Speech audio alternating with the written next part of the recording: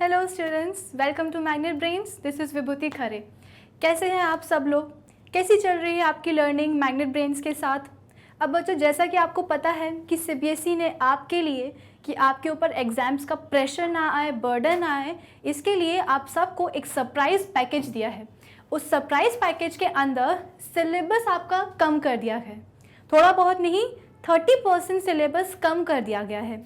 And make sure ये जो change हुआ है ये सिर्फ और सिर्फ जो सेशन है 2021 के लिए है।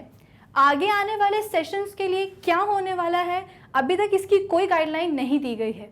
तो हम यही मान के चल रहे हैं कि जो भी लेटेस्ट सिलेबस आया है, जो रिवाइज सिलेबस आया है, वो सिर्फ और सिर्फ 2021 सेशन के लिए ही आया है। ठीक है, तो अब हम देखते हैं कि कौन कौन से चैप्टर्स हैं, कौन कौन से ऐसे टॉपिक्स हैं जो कि डिलीट कर दिए गए हैं। करना क्या है आपको, फटाफट से एनसीईआरटी निकालो।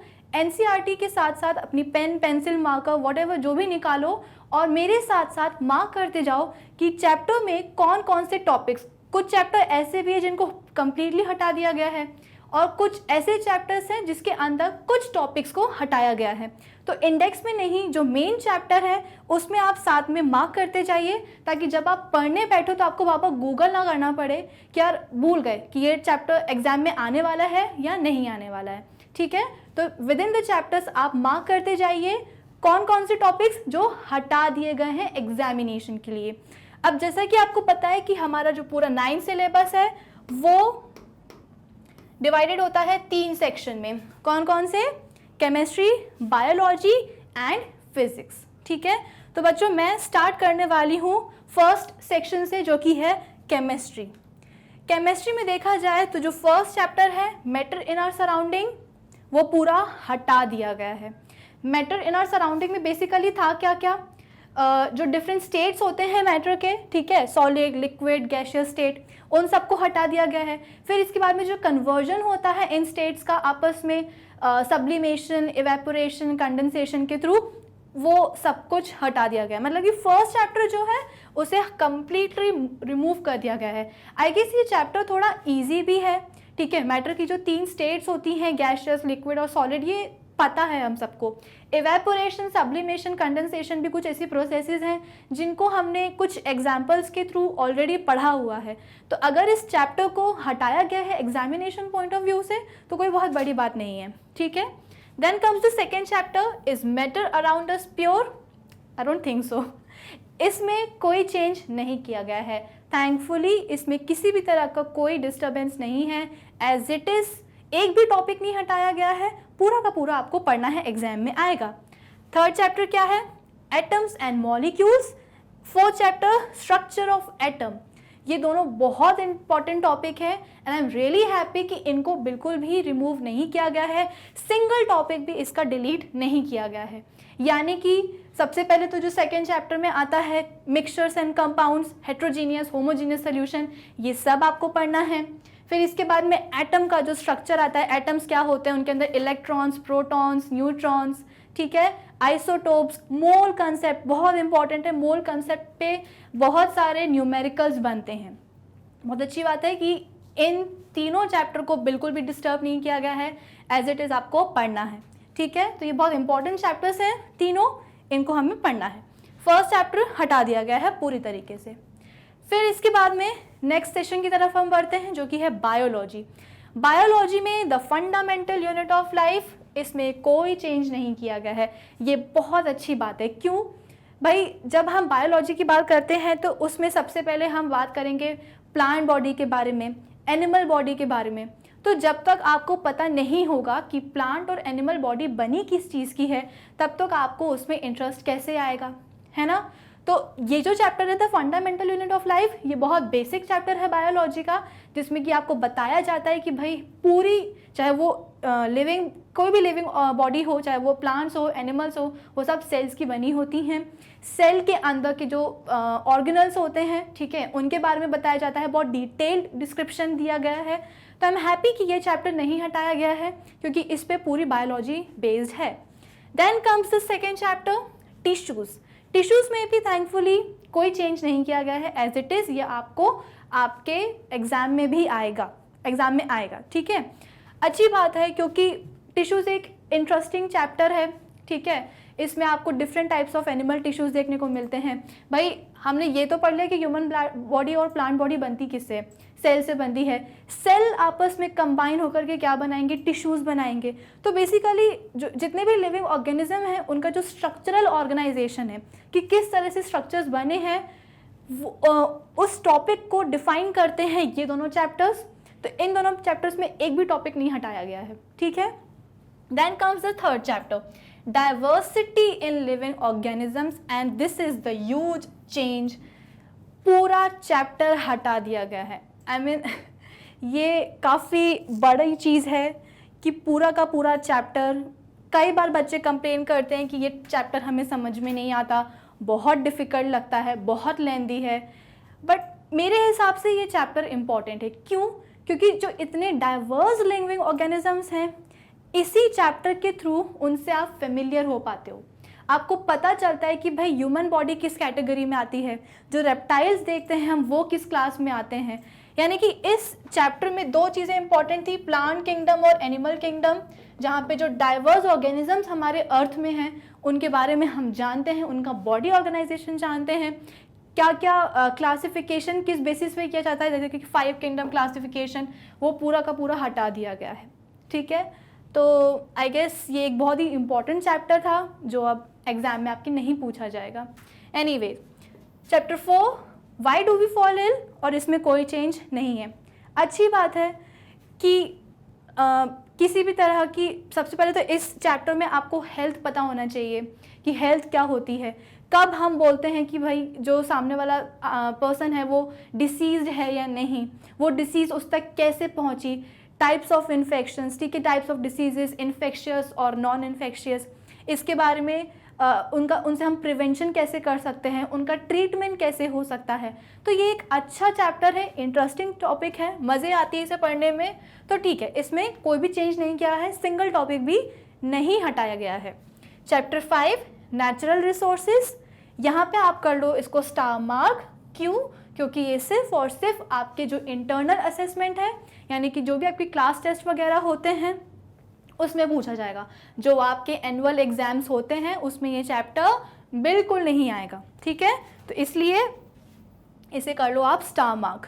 फिर इसके बाद में आता है 6th chapter, improvement in food resources. ये पूरा का पूरा हटा दिया गया है, यानी कि केमिस्ट्री में एक चैप्टर हटाया और बायोलॉजी में 2 चैप्टर। एक तो बड़ा वाला chapter diversity in living organisms हटा दिया, दूसरा ये है इम्प्रूवमेंट इन फूड रिसोर्सेज, जहाँ पे एनिमल हस्बेंड्री हम देखते थे, क्रॉप ईल्ड को हम कैसे इंक्रीज कर सकते हैं, बी कीपिंग और ये सब कुछ हटा दिया है, मैन्योर्स एंड फर्टिलाइजर्स के यूजेस सब कुछ हटा दिया गया है, ठीक है। तो अच्छी बात है, 2 चैप्टर्स आपके कम हो गए हैं।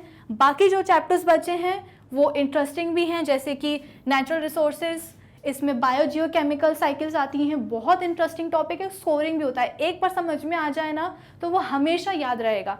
तो ये अच्छे चैप्टर्स हैं जो आपको एग्जाम्स के लिए प्रिपेयर करने हैं। 3rd section and the last section which is physics. Physics में भाई चैप्टर 1 मोशन, इसमें कोई चेंज नहीं है। अच्छी बात है, बहुत बेसिक कंसेप्ट फिजिक्स के इसी चैप्टर से स्टार्ट होते हैं, ठीक है, कि मोशन क्या होता है।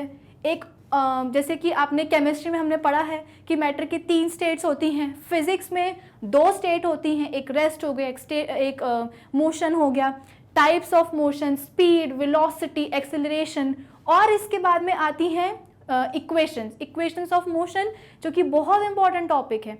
इसी पे फिजिक्स की जितने भी आपको फर्दर आप न्यूमेरिकल सॉल्व करोगे, फिजिक्स में हमेशा न्यूमेरिकल से दिक्कत करते हैं, थ्योरेटिकल पार्ट तो बच्चे किसी तरह से रट लेते हैं।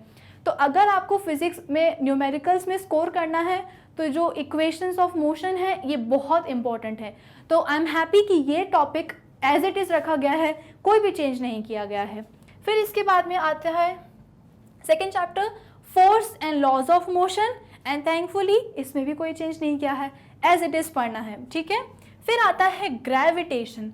ग्रेविटेशन में भाई ग्रेविटेशन जो पोर्शन है वो पूरा आएगा। इसके बाद में जो टॉपिक्स रिमूव हैं उसको आप कर लो स्टार मार्क। थ्रस्ट, प्रेशर, ये दोनों टॉपिक जो है वो हटा दिए गए हैं, यानी कि जो रिलेटिव डेंसिटी है, ठीक है, आर्किमिडीज प्रिंसिपल है, बायोन्स हैं, ये सारे टॉपिक्स कर दिए गए हैं रिमूव। यानी कि थर्स्ट एंड प्रेशर से लेकर के फर्दर जो भी टॉपिक्स हैं उन सबको एलिमिनेट कर दिया गया है। थर्स्ट और प्रेशर के अंडर ही बायोन्सी और रिलेटिव डेंसिटी और वो सब आते हैं, आर्किमिडीज प्रिंसिपल, तो वो सब कुछ हटा दिया गया है। सिर्फ और सिर्फ जो ग्रेविटेशन फोर्स है, ग्रेविटी है, वही है इस चैप्टर में। ठीक है, फिर इसके बाद में work and energy, chapter number 4 physics का, इसमें भी कोई चेंज नहीं किया गया है। ठीक है, जो law of conservation of energy है, ठीक है, एनर्जी की जो इक्वेशंस हैं, वर्क डन कैसे होता है किसी भी ऑब्जेक्ट पे, वो सब कुछ आपको पढ़ना है, एग्जाम में रिवाइज करना है। फिर इसके बाद में लास्ट साउंड, साउंड को पूरे तरीके से डिलीट कर दिया गया है। इसमें ये एक इम्पॉर्टेंट चैप्टर है, मेरा मानना ये है, क्योंकि एक तो ये इंटरेस्टिंग है, ऊपर से किस तरह से साउंड वेव्स आप तक आती हैं, हम सुन कैसे पाते हैं, जो सेंस ऑफ हियरिंग हम में है वो कैसे काम करती है, किस तरह से साउंड वेव्स प्रोपोगेट होती हैं, उनकी जो कैरेक्टरिस्टिक्स है साउंड वेव्स की, वो सब कुछ इस चैप्टर में था और इस चैप्टर को आपके एग्जामिनेशन के लिए हटा दिया गया है। ठीक है, तो देखा जाए तो केमिस्ट्री में एक चैप्टर, फर्स्ट चैप्टर, वो हटाया गया है। बायोलॉजी में अगर हम देखें तो बायोलॉजी में 2 चैप्टर्स, एक तो ये इम्प्रूवमेंट इन फूड रिसोर्सेज और ये दूसरा है डाइवर्सिटी इन लिविंग ऑर्गेनिजम्स, ये हटा दिया गया है। फिजिक्स में एक पूरा चैप्टर साउंड हटाया है और ग्रेविटेशन में थ्रस्ट एंड प्रेशर के आगे के जो टॉपिक्स हैं इनको ऐड करके वो सब हटा दिए गए हैं। ठीक है, तो ये है पूरा रिवाइज्ड सिलेबस, लेटेस्ट सिलेबस जो कि सीबीएसई ने स्पेशली आपके एग्जामिनेशन के लिए दिया गया है, ताकि आपके ऊपर, क्योंकि ऑब्वियस सी बात है स्कूल्स नहीं खुल पा रहे हैं, अभी जो करंट सिचुएशन चल रही है, क्लासरूम टीचिंग नहीं हो पा रही है, आपकी आई गेस ऑनलाइन क्लासेस चल रही होगी, तो ऑनलाइन क्लासेस में इतना सब कुछ कवर करना डिफ़िकल्ट हो जाता है। तो जो चीज़ें कवर नहीं हो पाएंगी, जैसे कि डाइवर्सिटी इन लिविंग ऑर्गेनिज्म, जैसे कि मैंने बोला कि काफ़ी बड़ा चैप्टर है, लेंदी चैप्टर है, थोड़ा सा डिफ़िकल्टी लेवल उसकी हाई हो जाती है, तो वो हो सकता है कि ऑनलाइन क्लासेस के दौरान वो कवर ना हो पाए, इसलिए उसे हटा दिया गया है।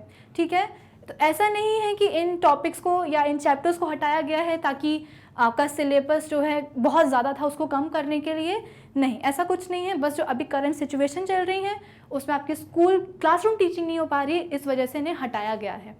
तो एक छोटी सी एडवाइस है आप सबके लिए मेरी तरफ से कि इन टॉपिक्स को कम्प्लीटली इग्नोर मत करिए, क्योंकि 9th के बाद आप जाओगे 10th में, तो 10th में आपको ये सारी चीज़ें कोई मतलब नहीं बनता है, फिर से जाके पढ़नी पड़ेगी।